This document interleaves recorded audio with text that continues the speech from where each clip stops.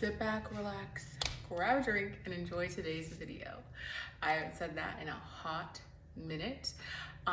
Basically, I wanted to come back with not just like a try on haul or something, because I just feel like that would be really random and not very good of me, because you guys have been around for so much and been supportive for so much. The past little over a year has been an absolute struggle, to say the least, you know, since my mom passed January of 2022, and just trying to like navigate that and work through all my feelings with it and try to just be a member of society still. I'm in a spot now where I'm feeling better mentally and physically again to get back to posting. But as of late, if you follow me on Instagram, you already know things have been a little rough for the past month again. But I've been pushing through, and I'm really proud of myself because I haven't let that stop me. I haven't let that make me stop reaching for my dreams and doing things that I need to do for me and for my overall health and well-being. And so I have been able to do that, and I'm really happy and proud of myself for all of that. But like, I'm happy to be back here with you guys too, because I miss my YouTube family. Like, you guys are so amazing. And I just want to let you guys know I am going to be listing a bunch of stuff on Poshmark, doing some mystery boxes to start. I will link it in the description box below if you want to get anything from my Poshmark. I'll be posting other things soon, so keep an eye out over there. And also at the end of my little update here, I actually have an updated bedroom tour, which I never finished decorating it for you guys on film, so you can see kind of what it looks like now. There's still a couple things I want to do, but more on that later. So basically what's been going on the past month-ish is Jeff has been having a lot of health issues. I don't think I've ever shared on my channel, because Jeff had decided in the past he didn't really want it out there. Not that he was like embarrassed, but like, you know, some things are personal and he didn't feel like sharing it, and that's okay. But now he's okay with it. He actually has a pacemaker, and he's had a pacemaker since 2007. And he was actually born with a heart defect, aortic stenosis to be exact. And so he's had a lot of different heart surgeries throughout his life, and it was, to kind of bring you up to speed here, then it was time for him to get a replacement of his pacemaker on January 10th of this last month. And so we did the appointment, surgery went well. You know, it's always nerve-wracking when anyone has surgery, but you know, I was really glad everything went well and it was smooth. He came home to heal, and unfortunately, things did not go as planned. Right away, he was having a lot more pain than they said that he should have, but he was in awful pain. And I know Jeff, he's been through a lot, like with all of his surgeries and just in general. He's not a crybaby when it comes to pain. And I know some people say that about their partner, like they're a crybaby even when they have a cold. That's not Jeff. Like, he, even with all of his heart condition and all of his health issues, he like never misses work. He's just like, I don't feel that great, but that's okay, I can go to work. Like, he's just that kind of person. He doesn't complain about being sick very often. So when he's saying like he's in still a lot of pain, I'm getting worried. And so we went back in and they looked, and unfortunately he developed a blood clot in the first pacemaker, or underneath the first pacemaker, and then it was pushing his skin out, which also made a little bit of a wound exposed from where they cut him open. And so in that, it unfortunately then got infected. This was a whole process that took almost 3 weeks from when he originally got the surgery until they finally realized that it was infected.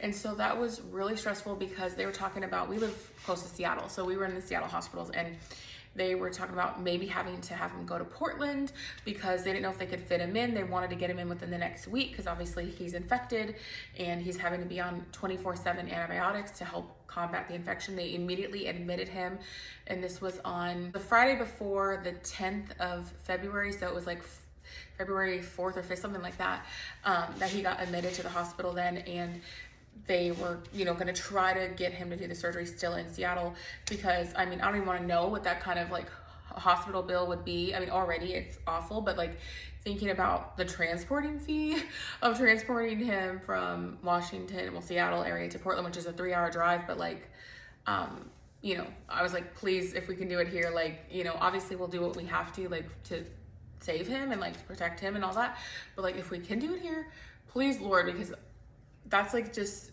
on top of all the health stress, then you have the financial stress, which really freaking sucks, to be honest. Like, I mean, that's a whole nother subject. We could go on and on for just like the whole healthcare system is a wreck.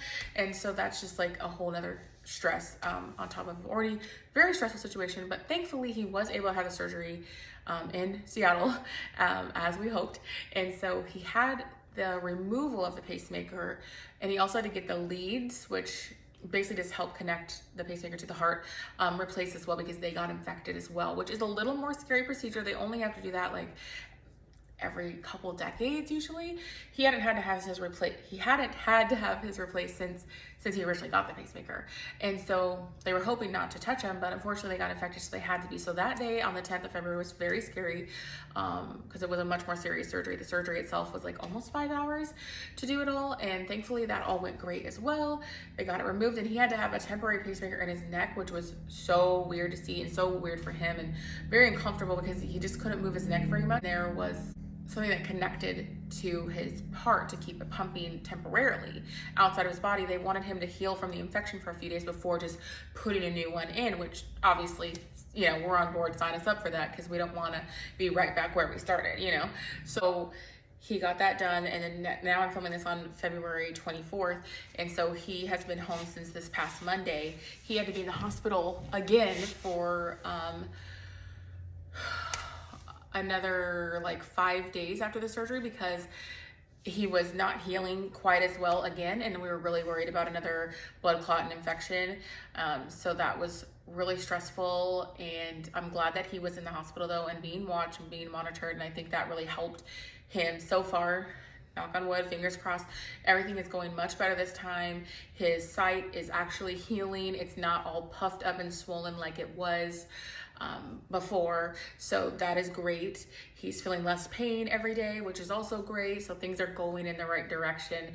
He does still have to have antibiotics every 8 hours at home. He has an IV line, so that's been an experience in itself and a stressful thing in itself, but we've been on top of it, and we've been doing it and giving him the antibiotics as he needs, and he's actually been able to do it himself a couple times, which is awesome. So the whole thing has just been a whirlwind of emotions and a whirlwind of things to do. But then I'm just like so glad that it's been just over a week since his surgery and things are looking good, because like I said, with the original one, there was worries within just like a couple days. So I'm very hopeful that everything will be good, because we have our 10-year anniversary trip planned next month in March to go to Vegas. That's where we got married, in case you didn't know. So we thought it'd be really fun to celebrate our 10 years then the place we got married, and we want to like have a photo shoot, and this has been planned for so long, and it's just like, you know, obviously, like I said, health is number one. Like, forget the trip if we can't do the trip, but like just having all this happen like so close to it, it just feels like one thing after another kind of, you know. But I'm trying to remain positive, and like things are going good now, and I feel like we could still maybe go, and even if we can't go, I'm just really glad that he's doing better and he's healing. He's on the road to recovery. The only weird thing to really come out of this is that his pacemaker is now on his right side, because the left side got so infected and so much damage from the infected pacemaker. They didn't want to risk putting it on the left side again. They want that to just heal up, and like next time he needs a replacement, maybe put it back over there if possible. So it's on the right side, which is so weird. Just I had no idea they could even do that. Obviously that's a thing, and it's just a little, just getting used to it. You know, I'm just always, ever since I've known him, I've just been used to knowing to like be a little careful of his left side, because that's where the pacemaker is. So now I'm like having to like retrain my brain, like, okay, now I gotta be careful. Obviously I'm careful of him completely, because he's got all of this going on both sides of him, between the pacemaker and the line. He's, you know, very fragile right now. So, but like just going forward, once he's like in a more healed state, having to remember that it's on the right side will be a little bit of getting used to for both of us. You know, he said like, it doesn't really bother him that it's on the right side, but it's just like getting used to it. You know, that's one of those things, like when he first originally got the pacemaker, it's just like feels like that again, just a totally new situation than what he had before. So we're getting used to it, and I'm just glad that things are going in the right direction and we can breathe a little easier finally. That is the update, and that's why I've been extra silent, because I had planned to come back in the new year, but it got pushed aside a little bit, unfortunately, because of all of this. But you know, life on life's terms, I guess. Enjoy now my little room tour. And again, if you are interested in shopping my closet, the link is in my description box below. Here is the bedroom. I love how it all came together. It gives you relaxing, a little bit of boho vibes. There's a lot of touches of sentimental things that mean a lot to me, like that sunburst on the wall that's illuminated. My mom called me her sunshine, so that meant a lot to me to add with her picture there and just a couple other pictures too. And I love the bedding and all the different textures and colors we got going on. It just feels so comfy and warm. I love that side of the room with the greenery and the shelves. I just feel like it really came together overall. I'm still trying to figure out what to put above the bed, but here's some cute stuff we have on our dresser, just some pictures from this year and our wedding photo, some books that I've read / want to read. I just really like the dresser. We just recently got that, and it's extra good storage. Plus, just I love the little knickknacks on it. I'm a knickknack hoarder, and this actually is pretty good for me. I used to have a lot more knickknacks, but I just think something different above the bed. I don't know. We'll see. And here's my work desk, which is just in the corner, as you can see, and I love that little stuff above it. Let's not talk about my Squishmallow obsession and these cute shelves that store some fun little memories and mementos as well. I love that little sunburst mirror too. So overall, so cozy. I love our room. Thank you guys for watching. I hope you enjoyed this video and the tour. And remember to just be you. Bye guys.